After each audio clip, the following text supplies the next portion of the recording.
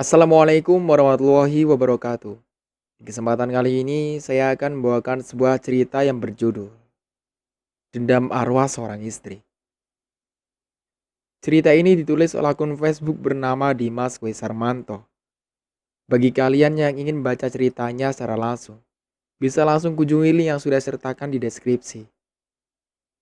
Sebelum cerita ini dimulai, jangan lupa untuk like, komen, subscribe channel ini, dan juga tekan lonceng notifikasinya agar kalian semua tidak ketinggalan cerita-cerita terbaru dari kami. Tentunya tak usah berlama-lama lagi. Langsung saja kita masuk ke ceritanya. Bebarengan dengan Nandi menjadi satpam, mendadak di pojok ruangan timbul kepulan asap hitam.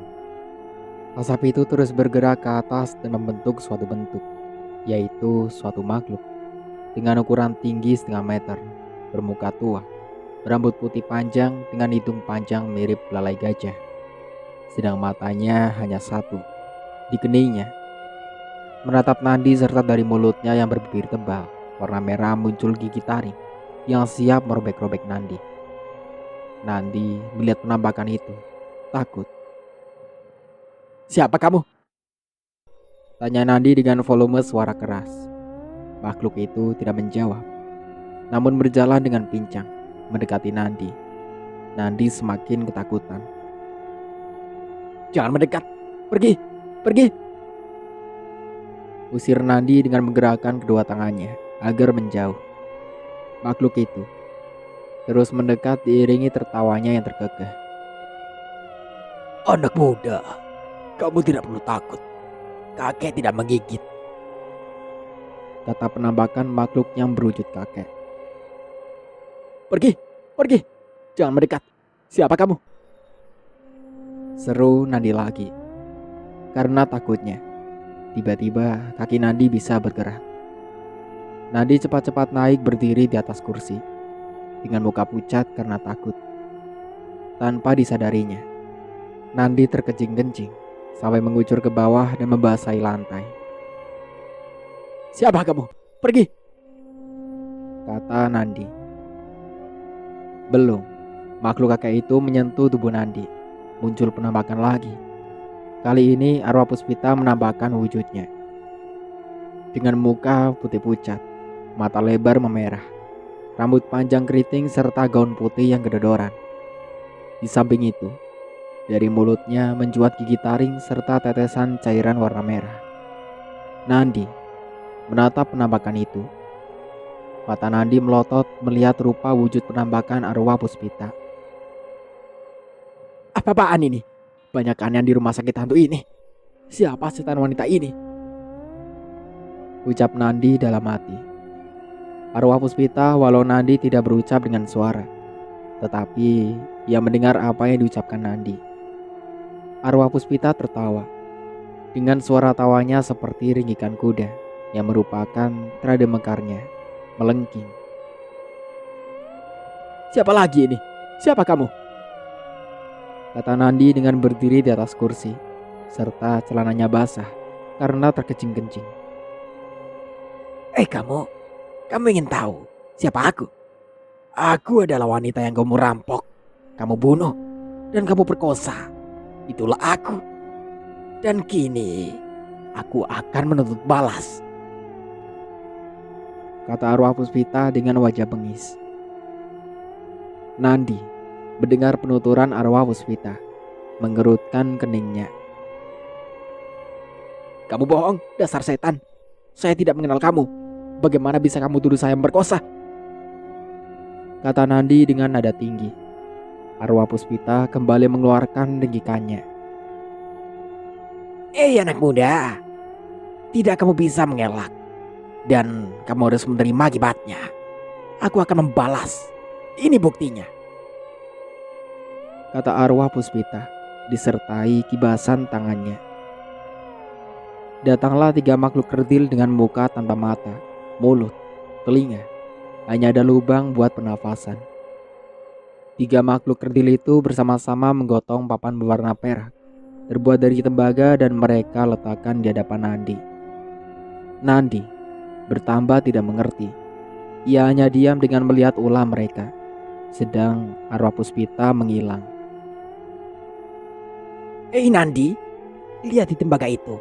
Akan muncul gambar saat kamu merampok dan membunuhku. Lihatlah, tidak bisa kamu mengelak. Ucap arwah Puspita yang hanya berupa suara tanpa wujud. Nandi dengan mata terujam ke papan tembaga itu. Dalam lembaran papan tersebut muncullah gambar bagaimana Nadi bersama dua temannya merampok. Dalam adegan yang terlihat dalam papan itu, Nandi masuk kamar korban kemudian membekapnya hingga kehabisan nafas. Korban itu meninggal. Sedang di sampingnya, Ida menangis memanggil-manggil mamanya. Apa? Itu kan kejadian 3-4 tahun lalu. Aduh, bagaimana ini saya harus mengelak? Tutur Nandi dalam hati, sembari matanya melotot melihat dirinya menindih tubuh korban yang sudah meninggal. Ia perkosa dengan buasnya hingga 2 kali hanya selang kurang dari 5 menit. Masih saja kalian anak muda ada pikiran akan mengelak. Dan kini saatnya aku akan menuntut balas atas kebiadabanmu. Ancam arwah Puspita berupa suara. Nandi seperti bingung, menoleh ke sana kemari mencari wujud suara itu. Jangan balas aku setan. Maafkan aku. Aku khilaf karena terbegok dengan kamu. Niat aku hanya ingin merampok, tidak memperkosa. Tolong maafkan aku. Rengek Nandi yang tidak dapat berkutik lagi. Kini ia hanya tinggal menunggu balasan dari arwah Puspita. Anak muda, jangan panggil dia setan. Kata salah satu dari makhluk kerdil yang ada. Apa aku harus manggilnya setan kerdil? Tanya Nadi dengan diliputi rasa takut yang amat sangat. Panggil Puspita. Ujar makhluk kerdil itu dengan membentak. Iya, aku panggil dengan Puspita. Terima kasih. Dan panggil aku juga, jangan setan, tetapi si kerdil. Keanehan juga dirasakan Nandi. Keadaan rumah sakit bisa menjadi sepi saat dirinya dikeroyok makhluk-makhluk halus. Aneh. Baik kerdil, Kata Nandi. Akhirnya setelah semuanya jelas dan Nandi tidak bisa mengelak lagi. Dan tanpa diketahui Nandi, ketiga makhluk kerdil itu lenyap tanpa meninggalkan bekas. Nandi terngiang akan ucapan arwah Puspita yang akan menuntut balas. Nandi ketakutan. Ia ketakutan sangat kalau arwah itu menuntut balas mengambil nyawanya. saya tidak mau mati. Saya tidak mau mati. Ampun Puspita, saya khilaf saat itu karena didera kemiskinan. Ampun Puspita, di mana kamu? Tampakkan lagi wujudmu ya Puspita. Rengek Nandi dengan diiringi derayan air mata. Terus Nandi memanggil nama Puspita. Tetapi arwah Puspita tidak juga menampakkan wujudnya. Teriakan Nandi yang keras serta dibarengi tangisan menjadi perhatian para karyawan rumah sakit. Mereka cepat menghampiri ke ruang tunggu yang pintunya tertutup. Pak, ini siapa yang menangis berteriak-teriak menyebut nama Puspita? Tanya Murji, karyawan bagian koperasi yang kebetulan lewat di depan ruang tunggu. Salim yang ditanya hanya menggelengkan kepalanya. Saya juga tidak tahu Pak. Jawab Salim sembari matanya mengamati pintu ruang tunggu. Siapa itu Pak Muji? Dan tumben pintu ruang tunggu ditutup. Tanya Bu Jana heran. Ini Bu, yang sedang saya tanyakan ke Pak Salim. Kata Pak Murji. Di ruang tunggu, terus Nadi memanggil Puspita meminta maaf. Depan ruangan semakin banyak karyawan maupun para pengunjung rumah sakit yang penasaran. Mereka berkumpul di depan ruang tunggu yang pintunya tertutup. Di saat para penonton sedang saling meluarkan pendapatnya, Bu Roma lewat. Ada apa ini Bu? Tanya Bu Roma ke Bu Siswi, teman sekerjanya. Saya juga kurang jelas, Bu. Cuma katanya ada orang berteriak-teriak dengan menangis, manggil-manggil nama Puspita. Jelas Bu Siswi ke Bu Roma. Bu Roma mendengar cerita Bu Siswi, langsung mengernyitkan alis matanya. Siapa ya? Tanyanya kemudian. Bu Siswi hanya mengangkat bahunya, tidak tahu. Kemudian Bu Roma mencoba menyeruak di tengah para penonton dan mencoba membuka pintunya. Ternyata pintunya terkunci. Loh, terkunci? Kenapa pintu ruang tunggu dikunci? Kata Bu Roma dengan tangannya menggerak-gerakkan anak pintunya. Tetapi tetap saja, pintu tidak terbuka. Atas inisiatifnya, Bu Siswi menghubungi petugas satpam. Tidak berapa lama petugas satpam datang dan mencoba membuka pintunya. Satpam penasaran, karena petugas tidak ada yang menutup ruang tunggu. Bagaimana Pak Satpam? Tanya Bu Roma. Satpam mencoba mengintip dari lubang pintu. Ternyata pintu tidak dikunci dan Satpam melihat ada seorang laki-laki bersujud di lantai. Kembali Satpam mencoba membuka pintu itu. Tetapi tetap pintu tidak terbuka, padahal tidak terkunci. Aneh, kata Bu Roma yang berdiri di belakang Satpam. Iya, baru kali ini selama saya di sini udah 10 tahun, Bu. Penuturan Satpam. Bu Roma manggut-manggut. Sesaat kemudian, Nadi tersadar. Setelah permohonan maafnya tidak direspon arwah Puspita, ia berdiri dari sujudnya terus berlari ke pintu dan membukanya, tetapi tidak bisa. Tolong, tolong.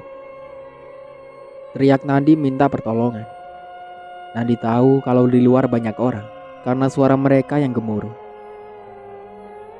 Sabar ya, Pak. Ini kami di luar sedang mencoba mengakalinya, kata Satpam sembari mengetok-ketok anak kuncinya. Mungkin dikira Satpam anak kuncinya macet.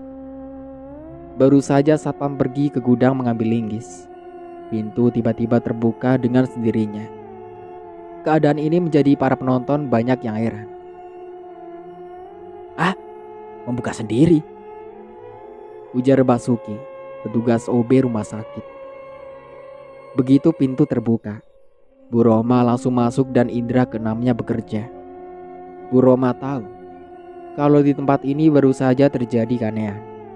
Sembari waspada, Bu Roma mendekati Nandi yang duduk dengan wajah pucat dan lemas. Bu Roma juga sempat tersentak kalau lelaki yang ada di depannya itu suami Wisni yang baru saja diurusinya atas kematiannya. Bapak, Pak Nandi kan? Suami almarhumah Bu Wisni? Tanya Bu Roma yang duduk di samping Nandi. Bagai tersiram bensin. Mendengar nama Wisni yang dikatakan Bu Roma, Nandi langsung bereaksi dan memanggil-manggil istrinya. Wisni, Wisni, jangan tinggalkan saya. Saya tidak bisa tenang tanpa kamu, Wisni. Tangis Nandi dengan menelungkupkan mukanya ke meja. Dengan pelan dan halus, Bu Roma meminta Nandi tenang. Tenang dulu ya Pak, tenang, pinta Bu Roma. Rupanya permintaan Bu Roma Nandi respon. Nandi diam dan mengangkat kepalanya. Bu, Wisni tidak mati kan? Tanyanya lemah. Bu Roma demi ketenangan Nandi mengangguk. Kemudian Bu Roma meminta Nandi bercerita apa yang baru dialaminya. Coba Pak Nandi cerita, apa yang baru saja dialami di ruang ini hingga tertutup pintunya? Tanya Bu Roma. Nandi masih diam, sepertinya masih mengingat-ingat. Nandi kemudian memandang Bu Roma. Bu, apa ibu percaya kalau saya bercerita? Dengan senyum Bu Roma mengangguk. Selanjutnya Nandi bercerita sedetail-detailnya apa yang dilihatnya. Bu Roma hanya manggut-manggut sambil berpikir. Apa ini ada hubungannya dengan penampakan di kamar mayat tadi? Selesai Nandi bercerita. Bu Roma meminta Nandi tenang dan Bu Roma berjanji akan membantu berbicara dengan makhluk yang Nandi ceritakan. Nandi mendengar Bu Roma akan membantu. Wajahnya jadi cerah gembira. Sungguh, ibu bersedia membantu saya. Kata Nandi untuk meyakinkan. Bu Roma mengangguk. Dan karena keberadaan Nandi ditunggu keluarganya di rumah, mengenai akan dimakamkannya istrinya, Nandi bergegas pulang. Sepeninggal kepergian Nandi pulang ke rumahnya, Bu Roma mengambil ponsel dari saku bajunya dan menghubungi Bu Ardoko untuk meminta izin ingin bertemu, membicarakan masalahnya Nandi. Dan ajakan Bu Roma ini ditanggapi dengan senang oleh Bu Ardoko. 3 hari setelahnya, di rumah mewah di daerah Kapuk yang bergaya Italian mode, Badi sedang menunggui Yuli yang terbaring di kursi malas dengan kondisi lutut kakinya yang membengkak dan membusuk. Yuli hanya bisa sehari-hariannya terkapar, tanpa daya dengan rintihan tangisan kesakitan yang tidak berkesudahan. Di pojok kamar di mana Yuli ada, arwah Puspita merasa puas melihat istri lelaki biadab yang sudah merampok dan membunuh baby sisternya dengan memperkosa sekaligus, seperti apa yang dialaminya. Rasakan penderitaanmu, Badi. Istrimu tidak berdaya. Itu belum apa-apa. Karena kamu akan aku buat yang lebih menderita lagi. Kata arwah Puspita yang puas dan geram melihat kehidupan perampok yang membunuh berfoya-foya dengan rumah mewah, tetapi hasil dari kerja yang haram, merampok. Pak, sakit. Aduh, Pak. Mengapa mama seperti ini? Dosa apa ya? Keluh Yuli dengan hanya bisa membolak-balikan kepala ke kanan dan ke kiri. Sabar, Ma. Terus berdoa, Ma. Mohon kesembuhan. Ucap Badi yang tidak merasa kalau nafkah hidup yang diberikan ke istrinya merupakan uang haram dan tidak akan membawa berkah. Mama sudah berdoa, Pak. Malah setiap hembusan nafas Mama selalu berdoa. Tetapi nyatanya sakit Mama tambah parah, Pak. Dan dokter sudah angkat tangan. Keluh Yuli kembali dengan tetesan air mata yang tiada hentinya. Yuli dalam kondisi terkapar seperti itu tidak bisa menikmati nyamannya memakai perhiasan emas di tangan dan lehernya yang berharga miliaran rupiah. Yang ia rasakan siksaan sakit. Ini semua karena pembelian benda-benda berharga itu dari uang haram. Badi yang setia menunggui hingga sudah 1 minggu tidak masuk kerja mengurus bisnisnya. Tetapi hanya kesedihan yang ia rasakan dan melihatnya keadaan istri tercintanya. Badan Badi yang semula atletis seperti olahragawan kini semakin menyusut. Paras mukanya yang mirip Primus Yustisio mulai digerogoti kelayuan. Ma, jangan bilang dokter angkat tangan. Dokter kan sudah menyarankan salah satu jalan untuk menghilangkan sakit itu, kaki Mama harus diamputasi. Kata Badi menerangkan dengan kedua telapak tangannya menggenggam telapak tangan kanan Yuli. Mendengar amputasi, Yuli menangis sejadi-jadinya. Tidak, Pak. Yuli tidak mau, hanya punya 1 kaki. Yuli tidak mau, Pak. Tolaknya dengan tangisan yang menyayat. Badi tidak kuasa dan ikut merasakan penderitaan sakit yang dirasakan istrinya. Badi ikut larut dalam tangisan. Arwah Puspita tiba-tiba menggerakkan gaunnya. Dan apa yang terjadi? Sebuah benda yang bersinar bening jatuh di pojok ruang tengah.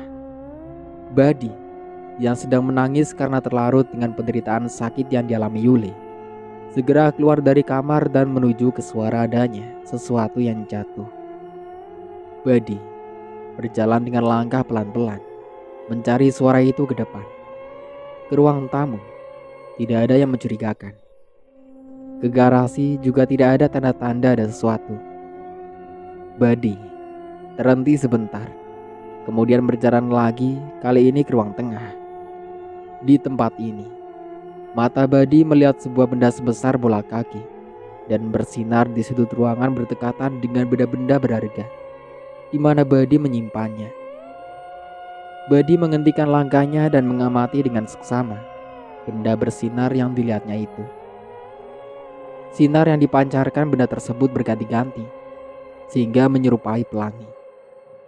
Badi ingin mendekat tetapi ragu. Ia hanya memandangi dari jauh. Beberapa saat kemudian, benda itu bergerak ke kanan ke kiri. Ini membuat Badi terkejut. Ia mundur selangkah dengan pandangan matanya tetap ke benda misterius itu. Ah, bergerak. Dia hidup. Kata Badi, heran dan penasaran. Lama-lama setelah bergerak, benda itu seperti meleleh dan berubah wujud suatu makhluk yang mengerikan. Tubuh berwujud manusia, tetapi kepalanya berwujud kepala laba-laba. Dan gigi-giginya yang runcing, serta mata yang bundar menonjol keluar warna hitam.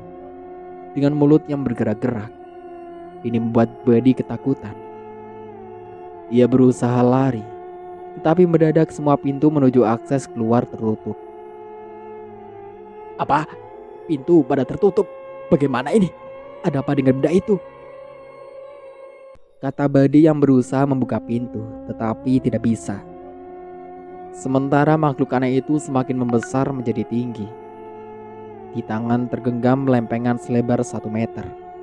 Makhluk itu berjalan mendekati Badi dengan suara mendesis. Makhluk itu dalam wujud telanjang sehingga barang miliknya yang seharusnya tertutup ini terbuka dan terlihat besar dan panjang. Badi berulang menjamkan matanya, tidak ingin melihatnya. Makhluk itu terus mendekat dan Badi lari ke samping. Tolong bukakan pintu. Andi, Teriak Badi, memanggil adik iparnya sembari menggebrak pintu. Tiba-tiba ada suara tanpa wujud. kamu mau kemana anak muda? Percuma. Adik ipar dan istrimu. Aku tutup telinganya. Mendengar suara itu, Badi melototkan matanya. Siapa kamu? Tanya Badi dengan bersandar ke pintu, dan kedua tangannya direntangkan. Kamu ingin tahu aku anak muda? Kata suara itu. Siapa kamu? Ulang Badi ketakutan. Baik, tengoklah ke kanan dari dirimu. Aku ada di situ. Badi menoleh ke kanan, dan Badi terkejut hingga melompat. Inilah aku. Dan ini di samping asistenku. Wujud itu, arwah Puspita yang kali ini dengan rambutnya yang panjang hitam, menutupi semua kepalanya. Sementara gaunnya dikenakan warna putih dengan pelumuran darah, dan di sana sini banyak yang sobek compang-camping. Antu, tolong Andi. Teriak Badi dengan suara keras sekali, disertai tangannya dipukul-pukulkan sehingga timbul bunyi. Anak muda, aku bukan hantu. Kalian tidak perlu takut. Aku hanya ingin menuntut balas. Kata arwah Puspita. Tidak, pergi. Andi. Kembali Badi berteriak ketakutan. Badi terus berteriak memanggil Andi dengan menggedor-gedor pintu. Tetapi rupanya Andi tidak mendengar teriakan kakak iparnya. Arwah Puspita semakin terkekeh melihat Badi panggil-panggil Andi. Badi. Kalaupun kamu berteriak sekeras halilintar, iparmu itu tidak akan dengar. Karena kupingnya sudah kusumpel. Ejek arwah Puspita sambil bergoyang menari-nari. Sementara makhluk berkepala tarantula itu ikut menari-nari dengan diiringi desisan. Kurang ajar, setan keparat.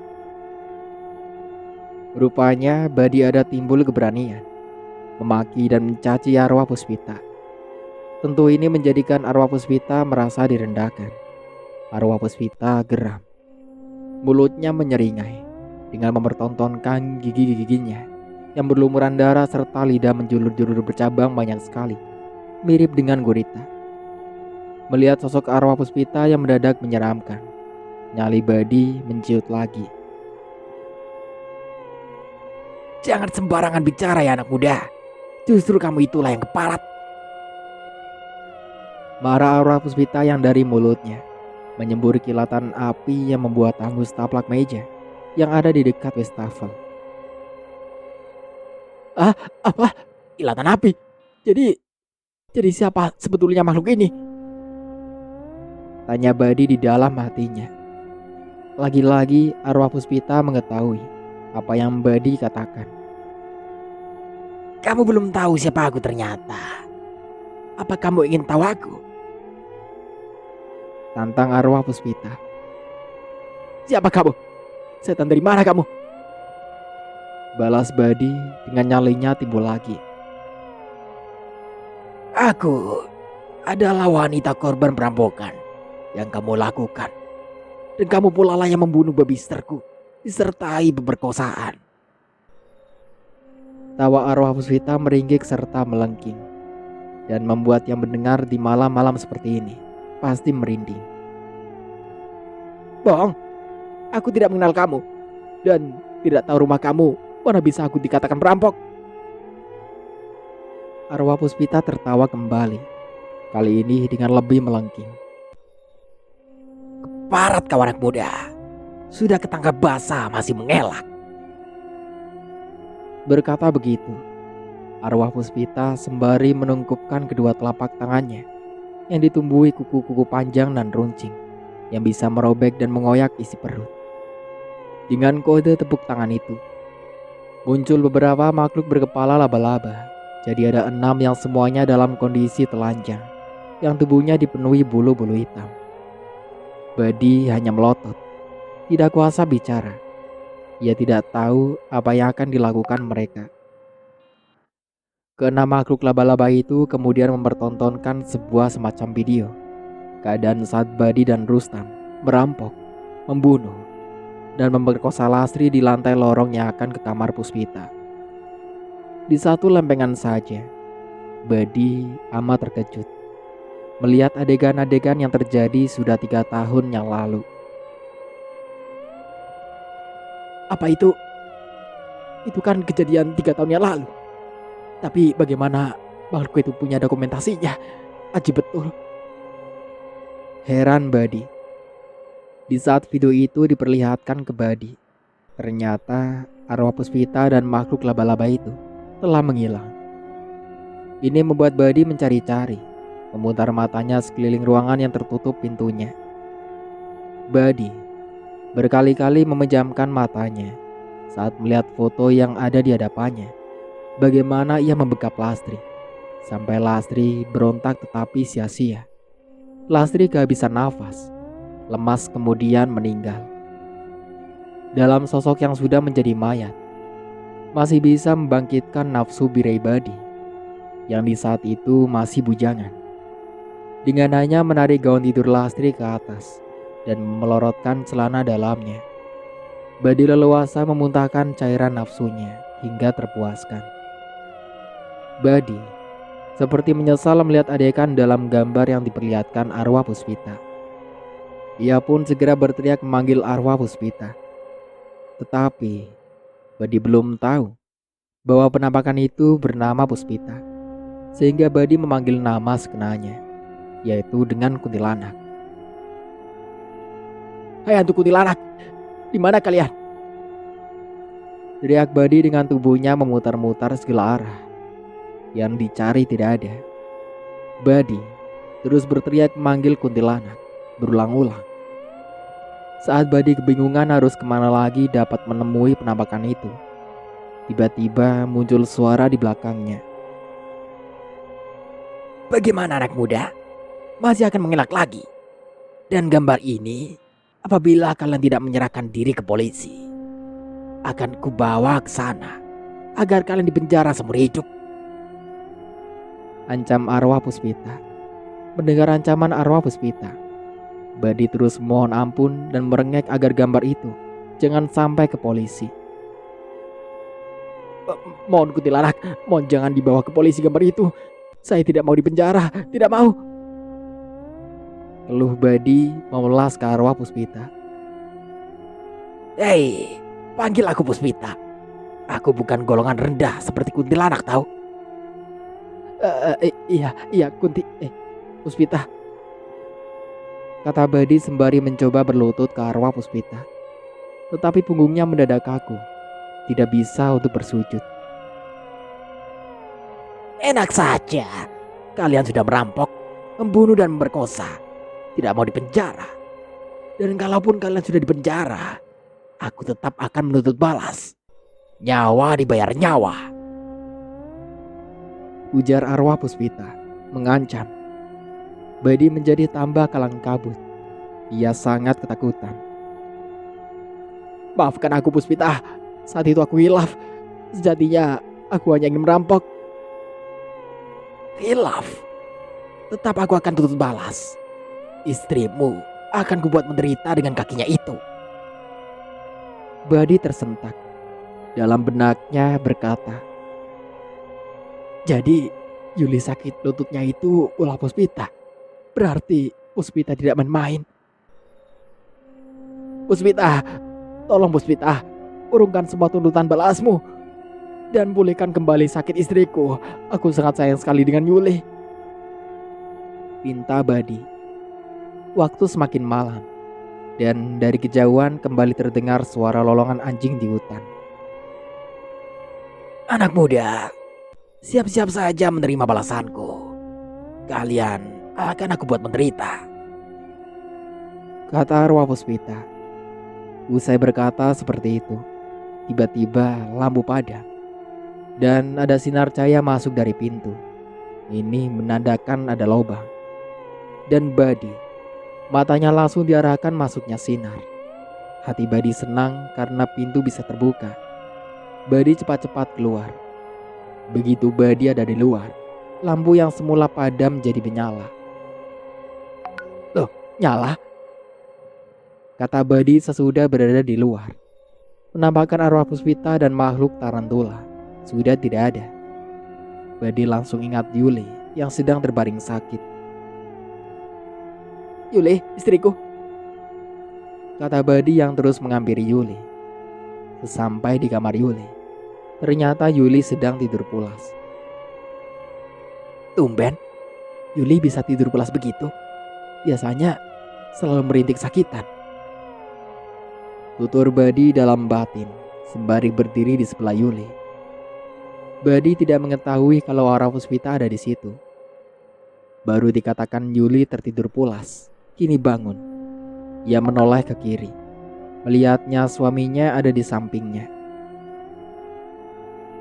Pa, Panggil Yuri dengan suara lemah, serta terlihat tidak bersemangat. Di lututnya, penggaknya semakin membesar dan busuk. iya sayang, ada apa? Tadi papa lihat, kamu tidur pulas sekali. Kata Badi dengan mendekat lebih dekat ke Yuli. Tadi mama bermimpi, Pa. Oh, mimpi bagaimana? Mimpi indah pastinya ya. Yuli menggeleng. Jadi mimpi apa, Ma? Tanya Badi ingin tahu. Mimpi kalau mama bertemu dengan teman mama yang sudah meninggal 5 tahun yang lalu.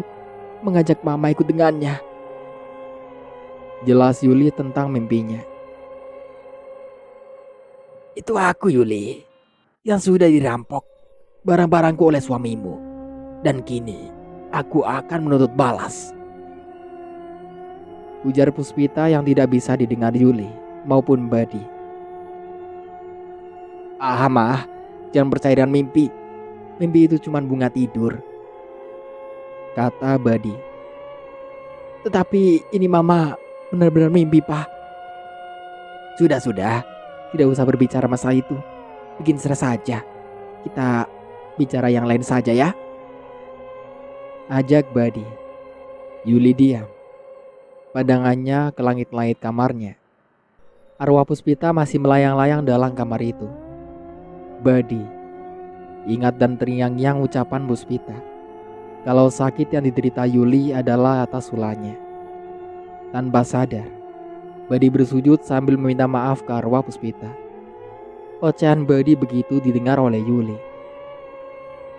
Pak, siapa itu Puspita? Jadi begini kelakuan Papa. Istri sedang sakit, Papa malah bermain dengan perempuan. Kata Yuli marah. Anu Yul, maksud Papa, Puspita itu yang jual kos minuman dan cemilan. Bohong Badi. Yuli memerhatikan Badi.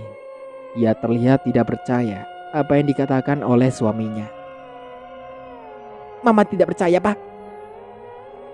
Di pojok sebelah kiri, arwah Puspita turun dan menampakkan wujudnya. Namun kali ini arwah Puspita agak berbeda dalam penampilan wujudnya. Di hadapan Yuli, arwah Puspita menampakkan wujudnya dalam basutan manusia yang cantik dengan bergaun tetap putih tetapi tertata rapi. Tidak seperti biasanya dalam bentuk gombrong dan panjang. Kali ini di hadapan Yuli yang terbaring di kasur, arwah Puspita tidak menakutkan. Dandanan rambutnya pun rapi, dengan semua diikat dan dikesampingkan disadarkan di pundak sebelah kiri. Rupanya, arwah Puspita sepertinya tidak ingin melihat Yuli, yang tidak tahu menahu apa-apa background suaminya dulu. Sehingga dengan kemampuannya, ia hisap bengkak yang diderita Yuli. Dan dalam hitungan detik, kaki Yuli sudah kembali normal. Siapa kamu?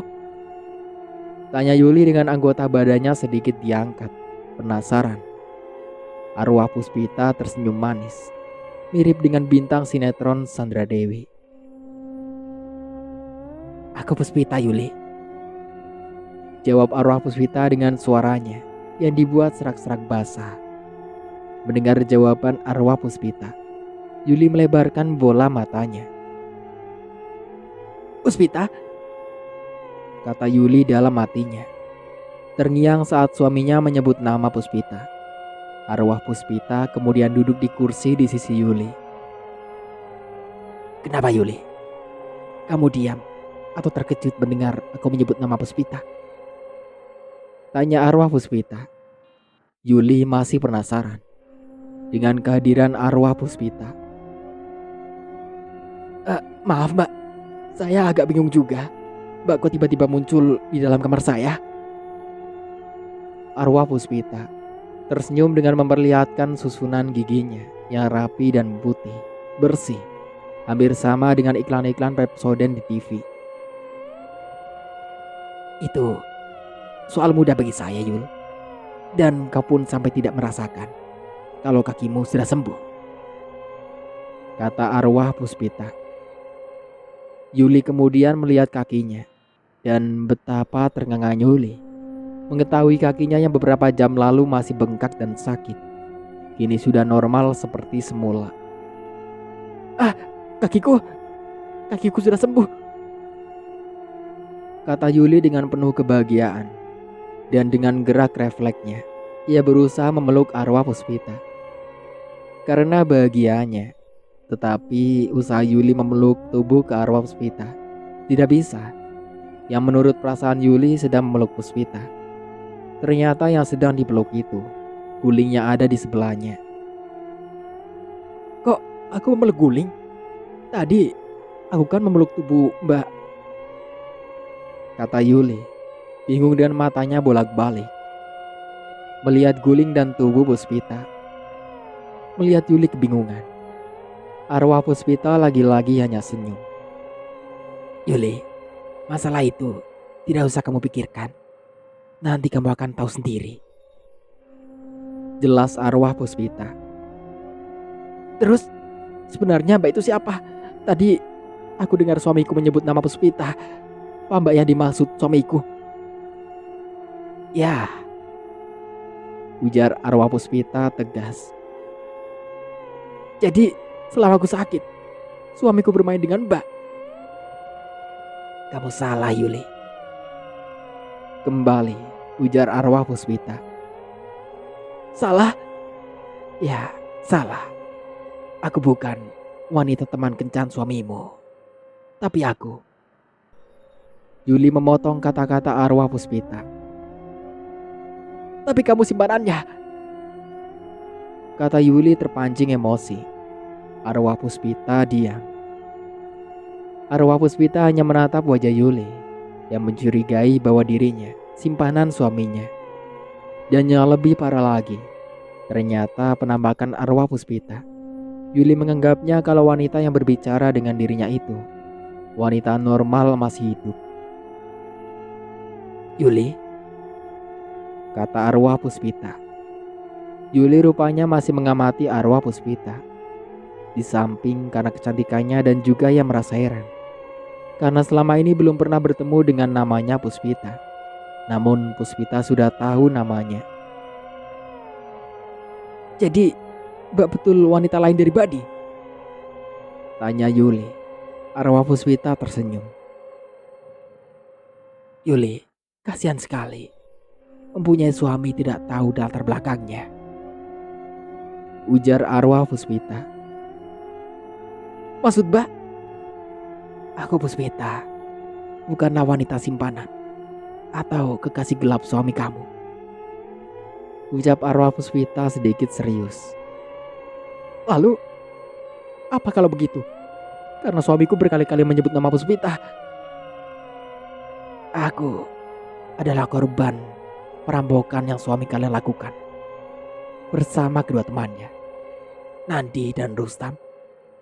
Dan suami kamu Badi telah membunuh baby sisterku dan memperkosanya.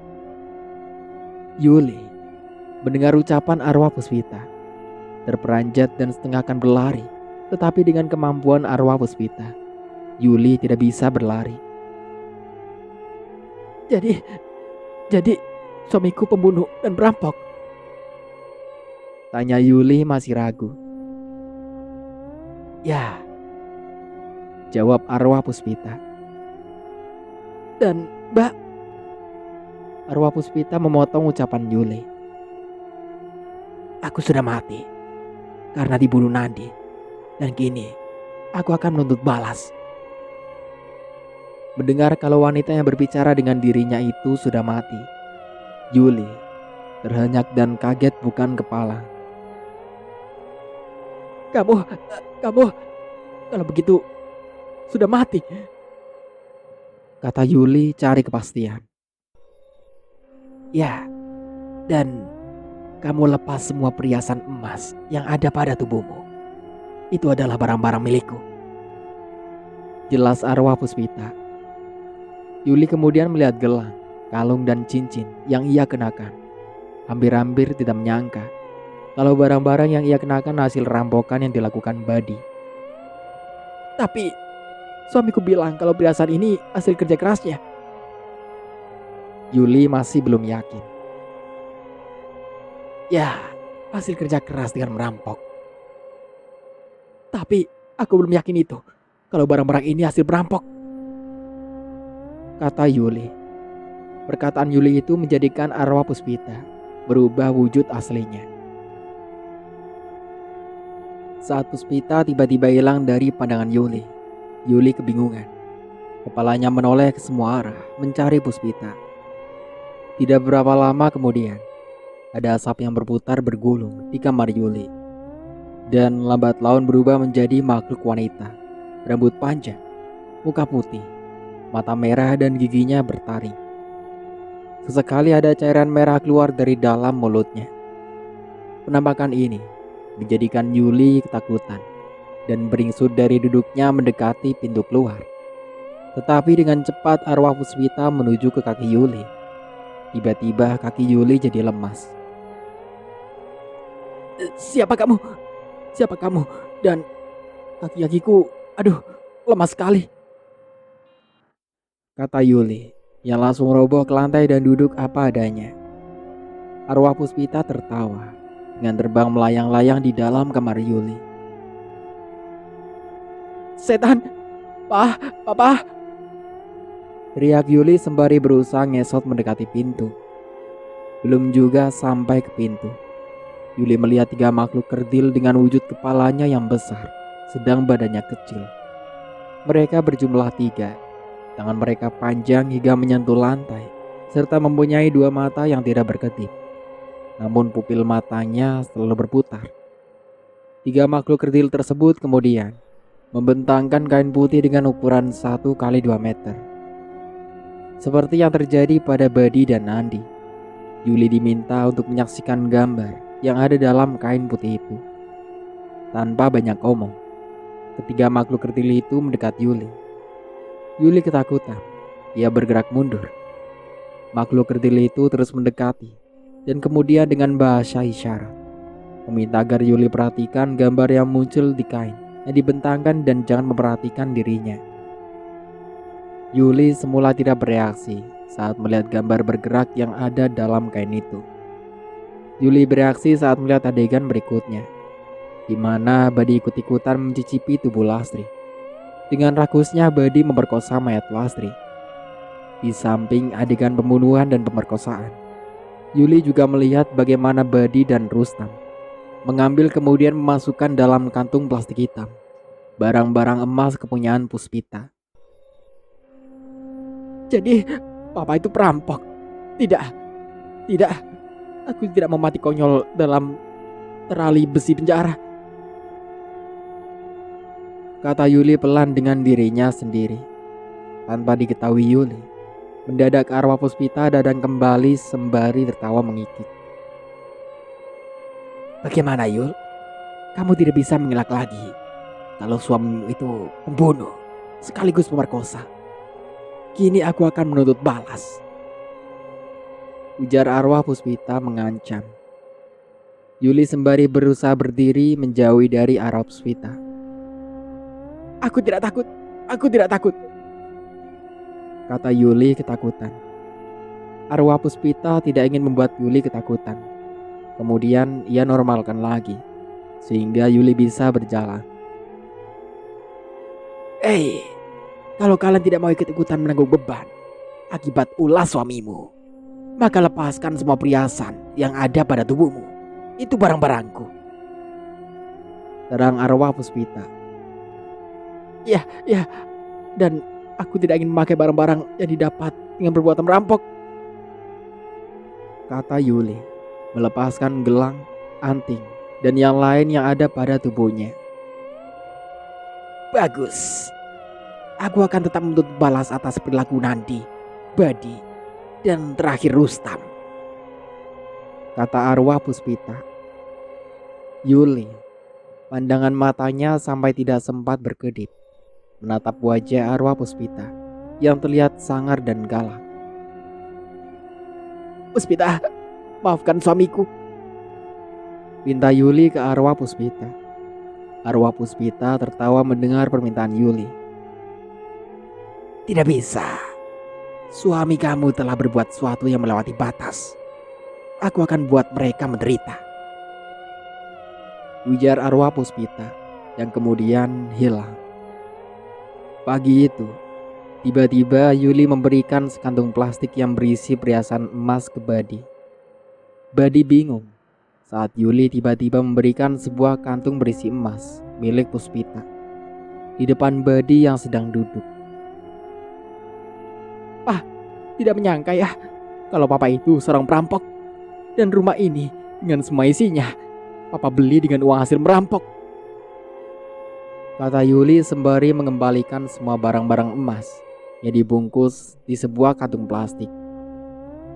Ulah Yuli yang tidak biasanya ini membuat Buddy terbengong-bengong. Pada saat Yuli meletakkan bungkusan kantong yang berisi barang-barang berharga di meja dekat Buddy duduk, kemudian meninggalkan begitu saja, Buddy dengan cepat meraih tangan Yuli dan menahannya. Lepaskan. Seru Yuli sembari berusaha menarik dan melepaskan dari genggaman Buddy. Maksud kamu ini apa? Tanya Buddy dengan muka didekatkan ke muka Yuli. Aku tidak mau mati konyol hanya gara-gara perhiasan ini. Kata Yuli yang terus berusaha melepaskan dari genggaman Buddy. Mati konyol? Apa itu? Ini barang-barang Papa dapat dengan susah payah tahu. Ya? Dengan susah payah merampok kan? Mama jangan sembarangan bicara ya. Peringatan Badi. Yuli tersenyum sinis. Mama tidak bicara sembarangan, tapi kenyataan. Kata Yuli tenang. Kenyataan apa, Ma? Merampok. Mendapat tuduhan merampok dari istrinya, Badi hilang sabarannya.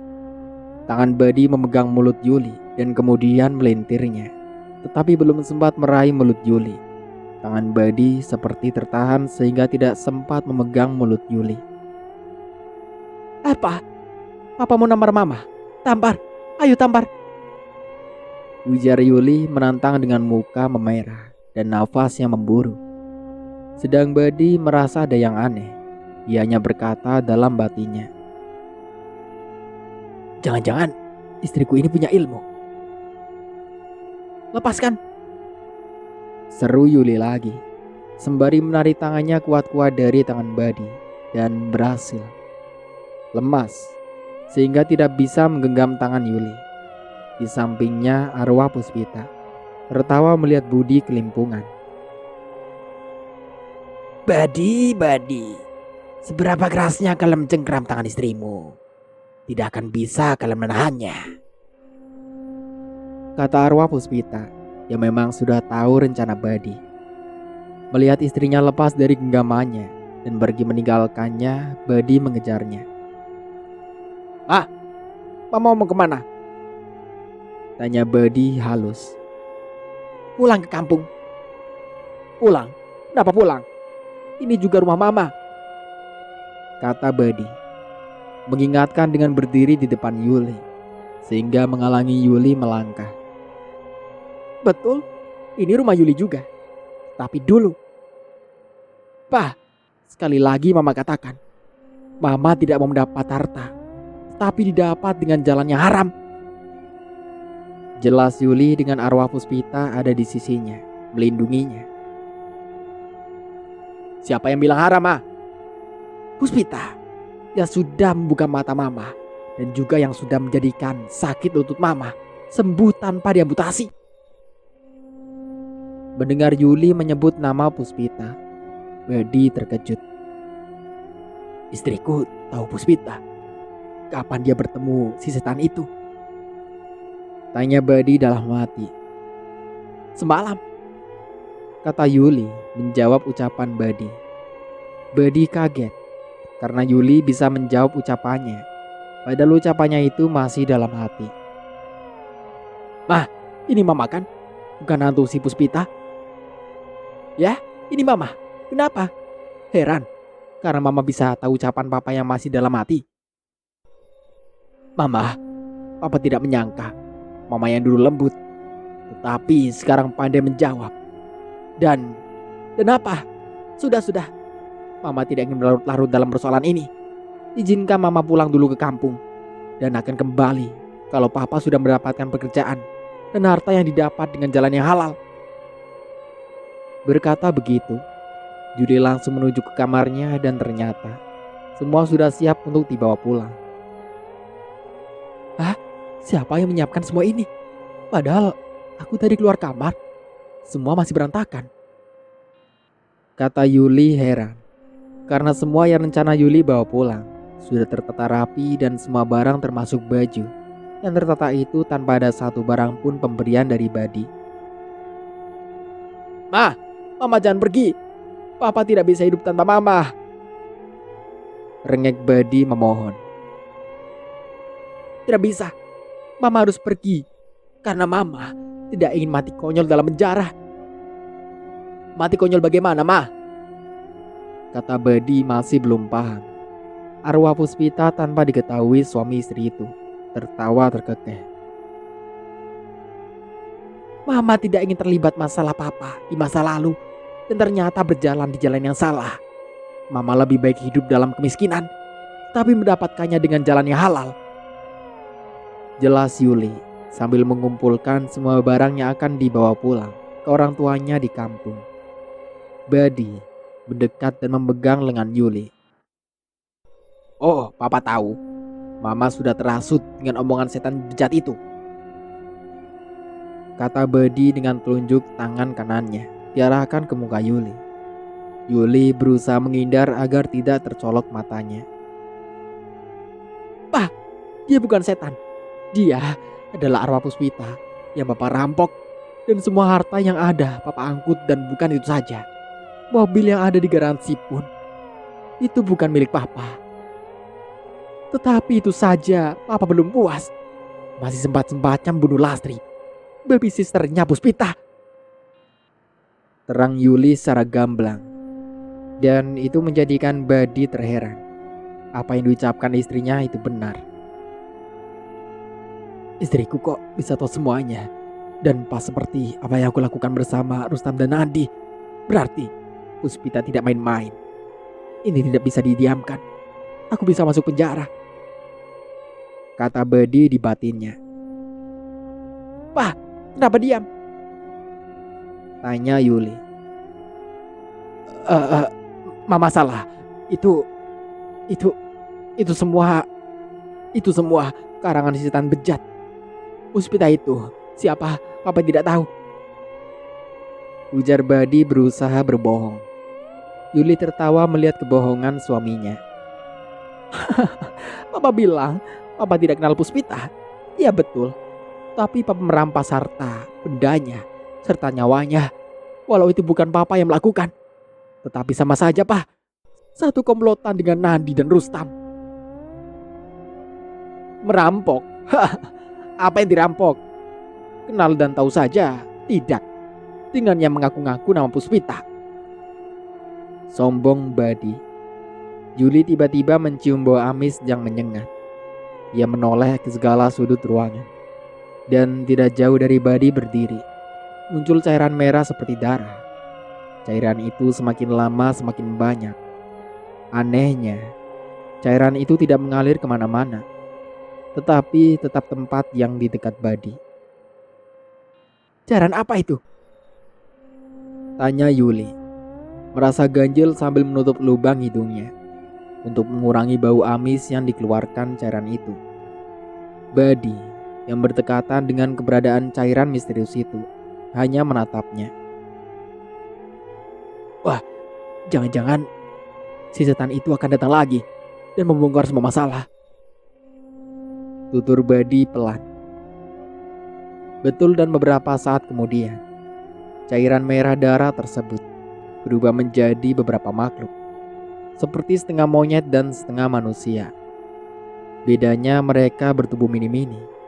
Makhluk itu kemudian bergerombol membentuk barisan, yang kemudian tanpa diketahui dari mana asalnya, di belakang makhluk-makhluk setengah monyet setengah manusia, terbentang kain putih berukuran besar dan dengan terang pencahayaannya terlihat gambar hidup bagaimana Badi dan Rustam membunuh dan memperkosa Lastri dengan begitu nafsunya.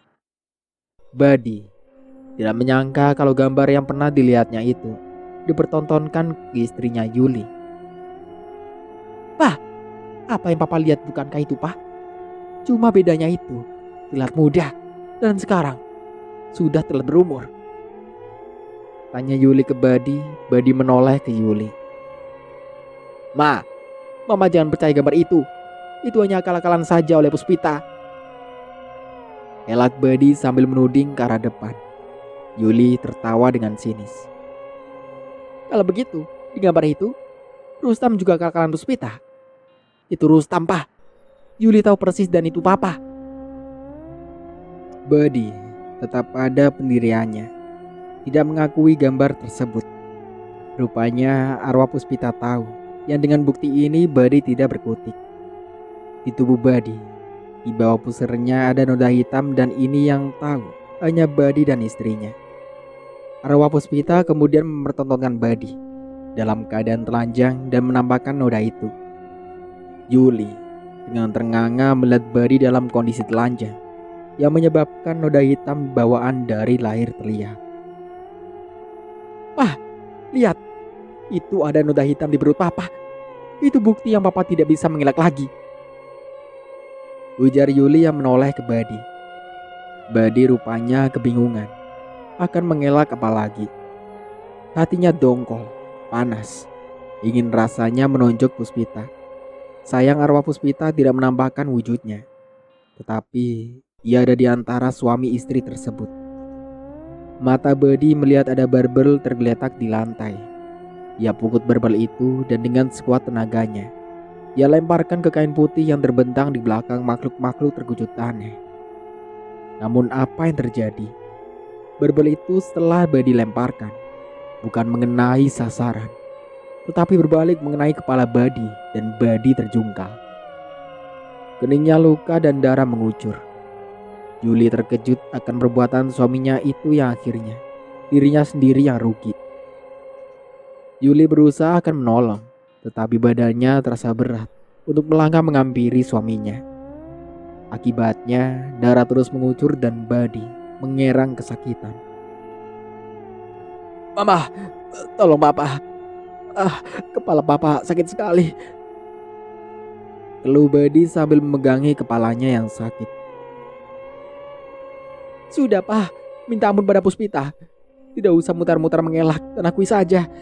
Itu belum apa-apa Pak. Puspita akan balas dendam yang membuat Papa lebih menderita lagi, kata Yuli yang tubuhnya terasa sulit bergerak. Tidak, Papa tidak akan mengakui dan tunduk pada setan itu. Kurang ajar kau Puspita, keluar, tantang Badi dengan menahan sakit serta nafas yang terengah. Puspita memenuhi permintaan Badi.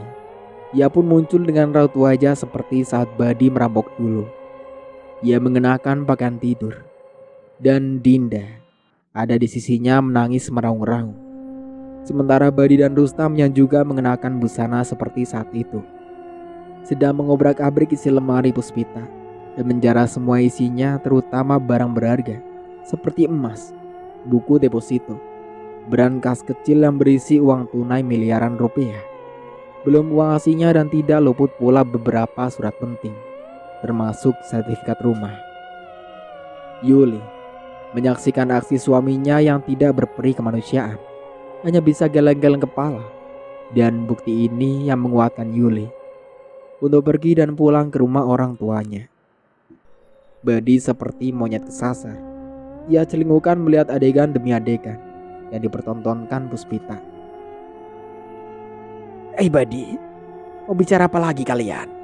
Istrimu sudah melihat sendiri apa yang dilakukan suami tercintanya. Ternyata sungguh biadab. Dan sebentar lagi istrimu akan meninggalkan kamu, ejek arwah Puspita dengan diiringi tertawaan yang meringkik bagai kuda yang sedang birahi. Dan setelah berbicara seperti itu, dengan sekejap arwah Puspita lenyap. Berbarengan dengan hilangnya penampakan arwah Puspita, Yuli pergi keluar dan dengan bergegas pergi meninggalkan Badi. Badi berusaha menghalangi, tetapi percuma saja. Yuli sudah bertekad pulang. Mama coba pikirkan dulu langkah Mama pergi. Papa hilaf saat itu, Ma. Karena Papa sudah bosan hidup dengan kemiskinan. Papa ingin hidup kaya dan nyaman. Maafkan Papa, Ma. Please. Rengek Badi setengah bersimpu di hadapan Yuli. Yuli hanya menatap wajah Badi sekilas dan berjalan ke depan dan pergi tanpa membawa sedikit pun barang-barang Badi. Andi yang baru pulang dari rumah temannya turun dari mobil dan mengejar Yuli. Mbak mau kemana? Apa yang terjadi, Mbak? Tanya Andi sesudah mengejar Yuli dan berusaha Yuli untuk berhenti. Yuli hanya memandang Andi. Sebentar kemudian mendorong tubuh Andi minta jalan. Andi dengan cepat memegang lengan kakaknya itu. Mbak, ada apa ini? Apa yang terjadi? Katakan ke Andi, Mbak. Siapa tahu Andi bisa bantu jalan keluarnya, kata Andi memohon. Nanti saja Mbak ceritakan. Yang pasti, kamu harus pergi dari rumah itu. Dan mobil yang baru saja kamu naiki tadi, kembalikan ke Mas Badi, ujar Yuli yang terus pergi. Andi berusaha menahan, namun tidak berhasil. Yuli sudah terburu naik taksi online. Mbak, teriak Andi keras sembari mengepalkan telapak tangannya kesal. Sebelum Andi berjalan masuk ke dalam, Badi keluar dengan berteriak juga memanggil Yuli. Mama, Jangan tinggalkan papa, Mah. Teriak Badi diiringi tangisan. Badi duduk dengan menumpukan kedua lututnya ke lantai teras. Melihat kakak iparnya seperti kecewa dengan kepergian kakaknya, Andi segera mendekati Badi. Mas, apa yang terjadi, Mas? Tanya Andi tidak tahu. Di, tolong ajak kakakmu itu kembali. Jangan tinggalkan Mas. Pinta Badi minta tolong. Itu mudah, Mas. Cuma Adi mesti tahu dahulu apa masalahnya. Sebelum menjawab, Badi memandang wajah adik iparnya itu dengan keraguan. Bagaimana ini? Aku harus menjelaskan ke Andi. Semuanya serba mistis. Apa dia bisa percaya kalau aku jelaskan? Kata Badi dalam hati. Mas, kok diam? Tadi pikiran Mas lagi ke Yuli, jadi seperti blank. Kata Badi berdalih. Andi semakin penasaran dan dia bertekad akan mencari tahu apa masalah mereka. Baik Mas, kalau Mas Badi keberatan menceritakan persoalan yang sebenarnya, tidak apa. Biar Andi yang cari tahu sendiri. Tutur Andi yang terus pergi masuk ke dalam. Kepergian Andi masuk ke dalam. Badi hanya bisa menatapnya dari belakang. Andi terus melangkah berjalan masuk ke dalam, menuju kamarnya di lantai 2. Sampai di lantai 2, Andi terkejut. Pintu kamarnya sudah terbuka. Padahal seingatnya, pada saat hendak pergi ke tempat temannya, pintu itu sudah terkunci. Tetapi pada kenyataannya pintu sudah terbuka. Aneh, kenapa pintu bisa terbuka? Yang pasti aku yakin dan ingat kalau pintu sudah aku kunci. Kata Andi, berbicara sendiri. Andi tidak langsung masuk ke kamarnya, tetapi ia berjalan mengendap dengan langkah sangat hati-hati. Andi mendekat ke mulut pintu sambil menoleh ke kanan kiri. Di mulut pintu, Andi berhenti. Pandangan matanya diarahkan ke dalam kamar. Kamar dalam kondisi masih rapi, seperti semula. Hei, siapa ada di dalam? Kata Andi berdiri di mulut pintu. Sepi tiada jawaban. Hei, siapa ada di dalam? Kalau tidak mau menjawab, saya bawakan anjing pelacak sini. Ancam Andi. Sama, tiada jawaban. Padahal tanpa sepengetahuan Andi, arwah Puspita ada di dalam. Dengan menyeringai serta dalam mulutnya menetes cairan darah. Tidak seperti yang sudah-sudah. Wujud arwah Puspita kali ini rambut tetap panjang, tanpa disisir, hingga terlihat awut-awutan. Karena 2 kali disapa tak ada jawaban, Andi merasa yakin di dalam tiada orang. Dengan sedikit masih diliputi rasa takut dan ragu, Andi melangkah masuk. Betapa terkejutnya Andi, manakala matanya melihat ke lantai kamarnya di depan kaca rias. Ada tulisan dengan darah yang mengatakan, Hai, kakak iparmu perampok dan pemerkosa. Andi berulang, mengerjap-ngerjapkan matanya, seakan tidak percaya akan tulisan yang di lantai kamarnya. Mas Badi, perampok dan pemerkosa. Gumam Andi, dengan berdiri mengamati tulisan berdarah itu dengan cermat. Apa kepergian Mbak Yuli ada berkaitan dengan tulisan ini? Di saat Andi sedang menunduk mengamati tulisan itu, mata Andi sepertinya melihat ada bayangan seorang wanita keluar dari kamarnya. Hei, siapa kamu? Teriak Andi keras sekali. Wanita itu diam tanpa menoleh terus berjalan keluar. Andi mengejar. Tetapi langkah wanita itu cepat sekali.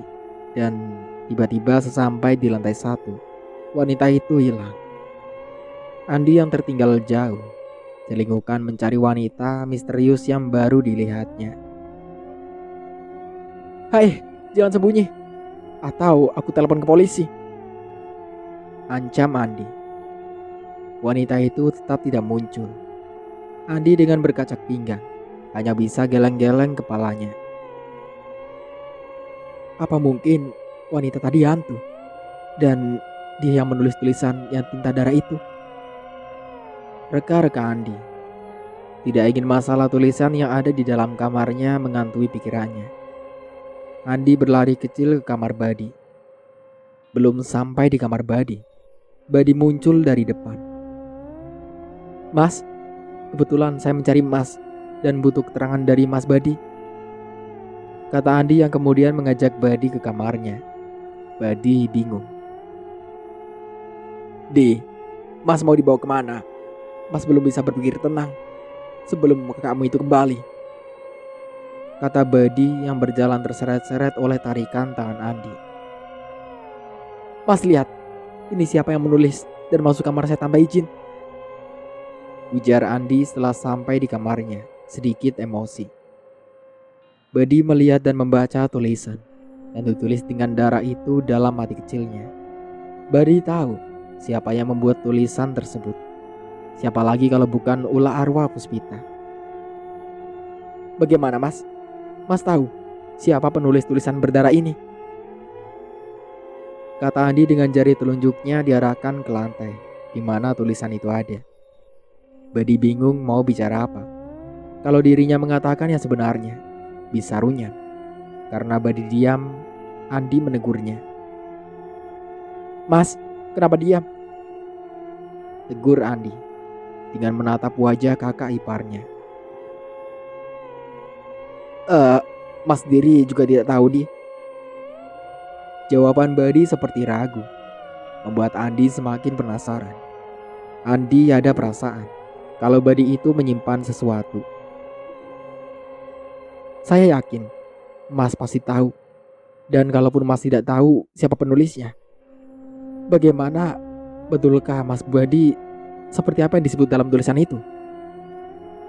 Badi masih diam dan hanya sekilas. Badi memandang Andi. Selebihnya ia berulang baca tulisan berdarah itu dengan pura-pura tidak tahu. Apa betul yang dikatakan dalam tulisan itu, Mas? Mas adalah perampok? Tanya Badi, yang membuat Badi terpancing emosinya. Anak kecil, kamu itu adik ipar saya. Jadi kalau bicara yang sopan sedikit, kata Badi marah dengan memandang Andi tajam. Bukan bermaksud menuduh Mas. Andi hanya bertanya, apa betul keadaan Mas seperti di tulisan itu? Tapi Mas seperti keberatan untuk berbicara. Kamu tidak dengar? Tadi Mas bilang Mas tidak tahu. Iya, Andi mendengar Mas. Tetapi pertanyaan Andi, apakah betul keadaan Mas seperti yang disebut dalam tulisan itu? Harusnya Mas jawab iya atau tidak. Badi diam. Bagi dirinya mengatakan keadaan yang sebenarnya ke Andi adalah suatu kebodohan. Di saat mereka sedang berdebat, tiba-tiba ada embusan angin yang disertai bau bunga kantil. Badi merasakan itu. Dan Badi juga tahu kalau ada angin seperti itu, dipastikan arwah Puspita akan datang. Takut kalau nanti arwah Puspita datang, mengoceh di depan Andi. Badi tidak bisa berdalih apa-apa. Badi berusaha akan keluar, namun mendadak kakinya berat untuk diajak melangkah. Celaka sudah, kakiku mengapa tiba-tiba tidak bisa buat berjalan? Kata Badi dalam hati. Benar. Beberapa menit kemudian ada suara tanpa wujud. Sebenarnya arwah Puspita sudah berada di antara mereka. Badi, kamu tidak perlu menutupi keadaan kamu ke adik iparmu. Andi terkejut. Ada suara tidak ada wujud, karena baru kali ini menjumpai suara tanpa wujud. Suara siapa itu, Mas? Kata Andi ke Badi. Mana Mas tahu? Kata Badi mengelak lagi. Andi, suara itu suaraku. Jelas arwah Puspita. Dia tahu namaku. Bingung Andi. Kamu siapa? Tanya Andi. Aku adalah arwah dari wanita korban Badi saat berampok di rumahku. Dan kini aku datang untuk menuntut balas. Kamu wanita korban perampokan yang dilakukan kakek ipar saya? Ya, aku telah dibunuh Nandi. Dan babi sisterku dibunuh oleh Badi dan Rustam. Mereka komplotan perampok di rumahku. Andi kemudian menoleh ke Badi yang terlihat sudah pasrah. Mas, dengar apa tadi yang diucapkan oleh suara misterius itu barusan? Badi tidak menjawab. Ia hanya menundukkan kepalanya ke bawah. Bau bunga kantil semakin tajam di hidung. Seiring dengan bau bunga kantil yang sangat menyengat, mendadak muncul di sudut ruangan penampakan pocong yang berdiri kaku tanpa bicara. Badi yang sedang berpikir bagaimana mencari jalan bicara masalah rampok ke Andi. Melihat ada pocong langsung melompat kaget. Juga Andi yang tubuhnya bergetar dengan rembesan keringat dingin yang menembus pori-pori kulitnya. Pocong, Kata Badi yang ketakutan sambil tangannya menuju ke arah penampakan itu. Mas, ada apa ini sebenarnya? Tanya Andi gemetaran karena seumur-umur baru kali ini melihat pocong. Badi dan Andi betul-betul ketakutan. Muka mereka terlihat pucat, serta bibir mereka bergerak bergetar tanpa mengeluarkan suara. Keadaan semakin mencekam yang tiba-tiba muncul suara tanpa wujud. Hei Badi, kamu tetap saja tidak mengakui perbuatan rampokmu, ha? Kata suara yang bernada suara lelaki dengan kesal. Maaf, Mbah. Maaf. Saya melakukan itu karena terpaksa, Mbah. Aku Badi yang sudah kehabisan jalan untuk mengelak. Andi yang ketakutan masih sempat berpikir. Jadi benar, Mas Badi itu perampok. Keanehan terjadi lagi. Apa yang Andi pikirkan itu diketahui oleh pocong. Betul anak muda. Apa yang kalian pikirkan? Kata pocong itu tahu isi pikiran Andi. Tentu ini menjadikan Andi bertambah yakin kalau yang sedang dihadapi itu makhluk halus. Jadi betul kalau kakak ipar saya mantan perampok. Pocong itu mengangguk. Andi kemudian mengalihkan pandangannya ke Badi. Dilihatnya Badi sedang gemetaran. Tubuhnya bergerak seperti orang kedinginan. Tetapi Andi mau mendekat menghampiri Badi. Takut karena penampakan pocong itu sepertinya mengawasinya. Badi, menyerahlah ke polisi. Karena polisi sedang buru. Kata suara tanpa wujud itu. Badi diam. Badi hanya kepalanya saja bergerak menoleh ke sana kemari, mencari wujud suara itu. Beberapa saat kemudian, bau bunga kantil dan bau mayat lambat laun berkurang dan akhirnya bau itu hilang. Berbarengan dengan itu, penampakan pocong dan suara tanpa wujud pun lenyap juga. Mereka, Badi dan Andi baru bisa bernapas lega. Dan tulisan berdarah yang semula ada tertulis di lantai kamar Andi pun lenyap. Lantai bersih lagi. Andi menghampiri Badi dan memegang pundak kakak iparnya. Mas, sebenarnya apa yang terjadi pada Mas Badi? Sampai-sampai kejadian mistis muncul. Kata Andi, pelan dengan berdiri di samping Badi. Kamu ingin tahu mengapa Mas berbuat seperti ini? Iya mas. Karena semua itu Mas lakukan karena kakakmu. Jelas Badi. Andi terperanjat. Karena Mbak Yuli. Ya, karena Yuli. Mbak Yuli emangnya kenapa mas? Yuli baru bersedia Mas nikahi kalau Mas sudah punya rumah yang mewah. Andi berpikir. Kemudian katanya, kalau menurut Andi, Mbak Yuli begitu betul. Karena Mbak Yuli tidak ingin hidup sengsara setelah menikah.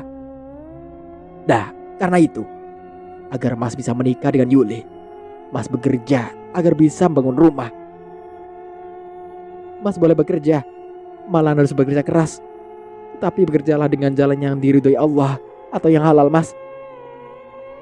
Tutur Andi. Mendengar penuturan Andi seperti itu, Badi berbalik kemudian mencengkram kerah baju Andi dan mengangkatnya. Andi diserang tiba-tiba seperti itu. Tidak bisa berbuat apa-apa pada saat kakak iparnya itu mengangkat kerah bajunya. Kamu itu tahu apa soal pekerjaan, ah? Lulus saja belum, bisa berbicara soal pekerjaan haram dan halal. Kata Badi dengan mendekatkan mukanya ke muka Andi. Andi dengan kalem memegang tangan Badi dan berusaha melepaskan dari kerah bajunya. Sabar Mas, tenang. Kita sudah sama-sama dewasa. Mari berbicara secara kepala dingin. Pinta Andi sambil mengajak Badi duduk. Rupanya Badi menurut dan duduk dengan dadanya terlihat naik turun kentara sekali. Kamu tahu tidak, zaman sekarang cari pekerjaan yang haram saja sulit, apalagi yang halal. Kata Badi.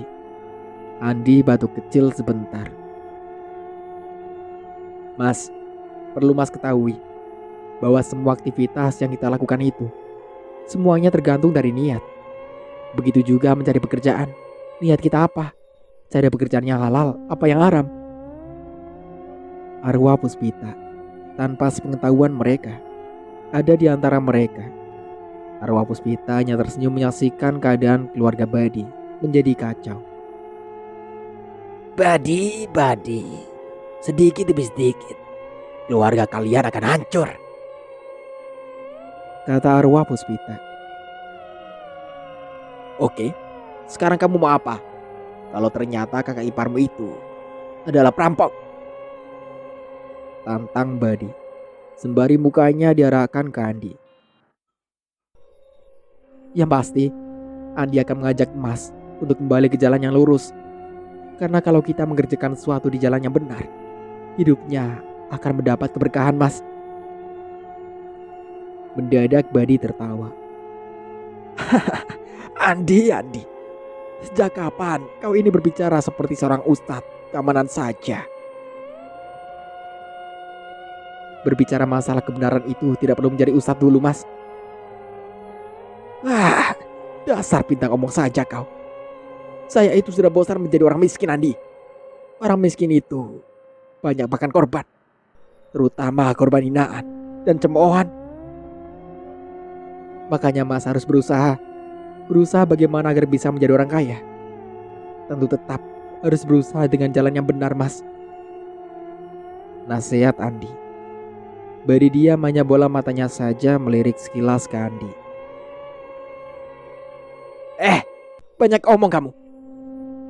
Berkata begitu, Badi sembari berkala keluar dari kamar Andi. Di dalam kamarnya, Andi hanya bisa geleng-geleng kepala melihat perilaku Badi. Untuk sementara aku cukupkan dulu ceritanya sampai di sini. Sampai jumpa kembali di part berikutnya. Saya Mang Dayun pamit undur diri. Kurang lebihnya mohon maaf.